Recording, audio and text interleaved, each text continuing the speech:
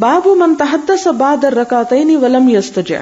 فجر کی سنتوں کے بعد یا 2 رکعتوں کے بعد باتیں کرنا اور نہ لیٹنا. یعنی اس حدیث سے یہ نہیں پچھلی سے پتہ چلتا کہ لازمی لیٹنا چاہیے. اگر کوئی نہیں لیٹتا اور ویسے کوئی بات چیت کر رہا ہے، مثلا مسجد جانے کی تیاری میں ہے، اتنے میں وہ اپنے گھر والوں سے کوئی ضروری بات چیت کر رہا ہے، تو اس کی اجازت ہے. کیونکہ یہ امام بخاری اس لیے یہاں پر باب لائے ہیں کہ بعض لوگوں کا یہ خیال تھا کہ سنت اور فرض کے درمیان میں باتیں نہیں کرنا چاہیے، تو وہ یہ بتاتے ہیں کہ بات کی جا سکتی ہے، اس میں حرج نہیں. حدثنا بشر بن الحکم قال حدثنا سفیان قال حدثني سالم ابو النضر عن ابوسلمہ عن عائشہ رضی اللہ عنہا ان النبی صلی اللہ علیہ وسلم کان اذا صلی سنت الفجر، کہ نبی صلی اللہ علیہ وسلم جب فجر کی سنت پڑھتے، فإن كنت مستيقظة، اگر میں جاگ رہی ہوتی، حدثنی تو آپ مجھ سے بات چیت کرتے، وإلا استجع، اور ادروائز کیا کرتے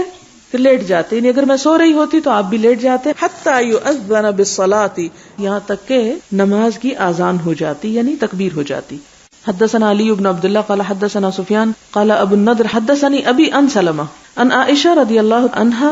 ان النبی صلی اللہ علیہ وسلم کان یصلی رکعتین فإن كنت مستيقظة حدثني وإلا استجع قلت لسفیان فإن بعضهم يرويه رکعتي الفجر قال سفیان هو ذاک. پچھلی حدیث کی طرح